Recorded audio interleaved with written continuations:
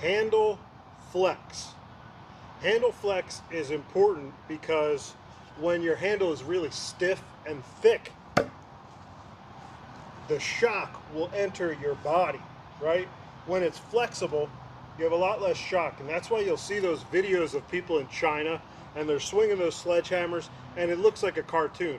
It's basically rubber, and the reason why that is most likely shock. They're trying to prevent repetitive stress injuries. I have some thoughts on that when it comes to axe handles. Common knowledge or the commonly repeated thing about axes that I've seen, and really it's just because the only guy I've ever seen talk about this is Skill Colt. Nobody else really delves too far into this. When Skill Colt talked about handle flex, he talked about side to side. But we don't use axes side to side. We don't use the handle side to side. The only time the handle is a little bit side to side is when we're doing the flick technique, and that's diagonal. So it still matters what I'm about to tell you, I think, when you're doing the flick. The only way that an axe handle really needs to flex is up and down. Now let me try to stick this axe in there. I can't really. It's too. Oh man, I almost split it. Okay, there we go. So this is such a long handle, you can actually see the downward and upward flex. And most of it stops at around right here. It doesn't really get all the way up to here.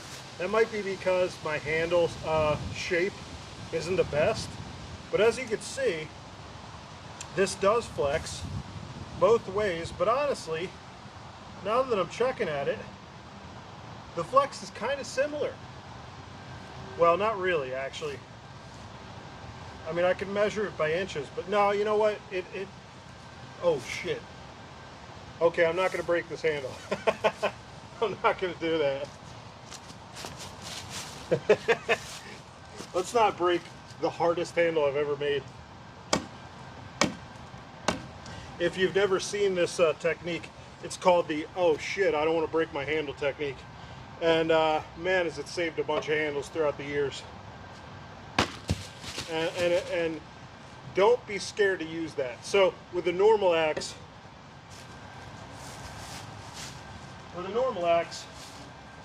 all you have is a pole to hit. So either here or usually right here.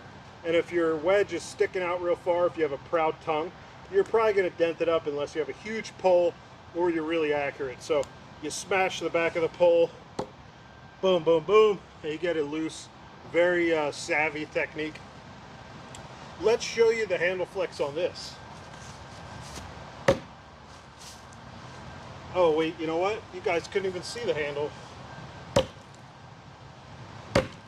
Shit. Oh, fuck. Okay. So, way stiffer than a 53-inch handle. This is 53 inches. You're probably never going to swing anything this long. This is about 35. It's usually about as long as people get. Now when it comes to up and down, I moved, but when it comes to the up and down, I can feel the flex. So here's my proposition. Instead of checking side to side, let's start checking back and forth, because another thing that this really is nice for is you'll find out where it gets stiff. So maybe you start thinning it out more, although a really great Skill Colt lesson is that the transition period from flexible to inflexible is where you have a large chance of breaking your handle. So who knows? What do you want to do? Do you want to move that area all the way up to the shoulder? I'm not sure. Or the eye? I'm not really sure, but it's something to think about.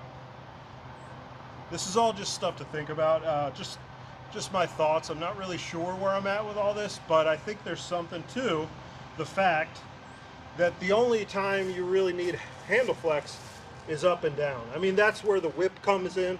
When people talk about whipping an axe, you kind of think you're getting just a little bit more speed on that head because it's coming down a little later than your hands because of that slight amount of handle flex. I'm not sure if that's really a thing, but at least that's what people think. So should I split this? It's a pretty nice axe head. I brought this out before.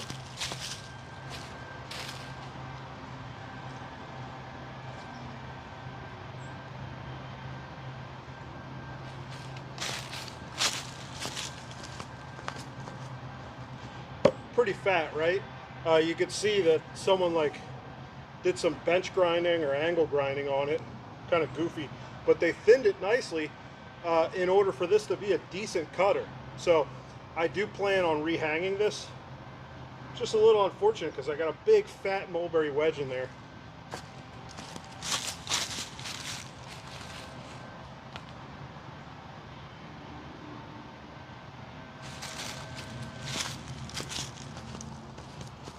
Yeah, I did a pretty nice hang on this, so it is unfortunate that I got to remove that nice wedge. And I also got to sharpen it considerably. Needs a bigger primary bevel. Just kind of did a small radial grind on this, just so it's a splitter. And you know, the reason why we do these tiny little, let me get in front of the thing. The reason why we do these tiny little radial grinds on axes is usually because either it's already thin enough to cut, or you don't want to thin it anymore so it still doesn't stick as badly as you'd want for splitting. It's pretty much the reason.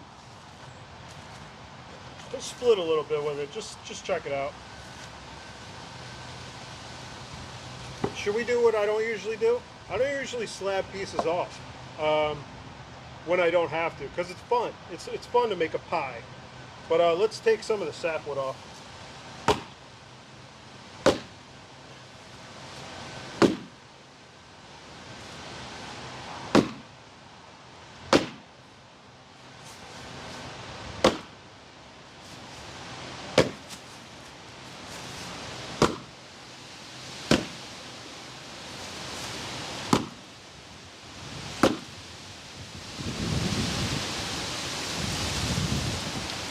Windy.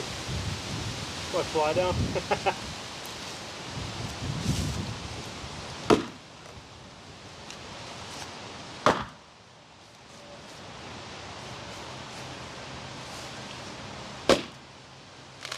You guys want me to use the 53 incher?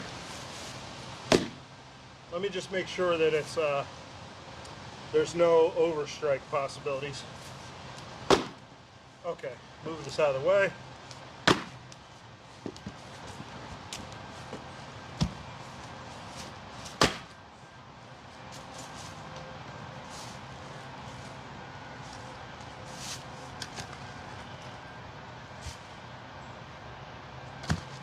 That's a new thing that I've been seeing.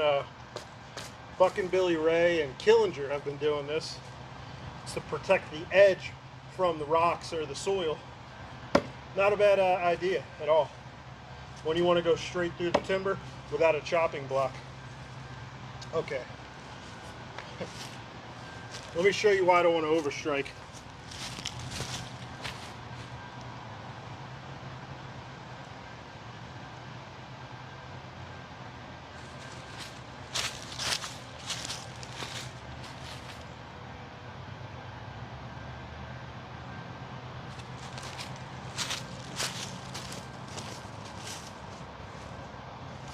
Before I split that,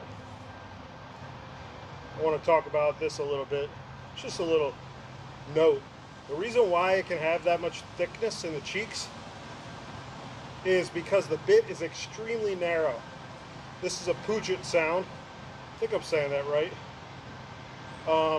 It's from the area of Puget Sound. Puget? I don't know. It's from the area where trees were huge. You know, massive redwoods. I'm guessing Doug fir. All that stuff on the Pacific Northwest West Coast. It's massive, tall, wide trees. Just about the biggest trees in the world, probably. And they used to fell these trees with axes. The reason why I put this on such a long handle is to exaggerate that fact. These used to be on 40 you know, 44-inch long handles easily. This is a 53. Who knows? Maybe someone did make a 53. When you're felling a 10-foot diameter tree or more, maybe you want all that reach. Who knows? But it is very awkward. You'll see. You'll see how awkward I am with it. You know, I always like to go straight up and straight down, but it's kind of hard to do that with this axe. That was actually one of my better swings with this.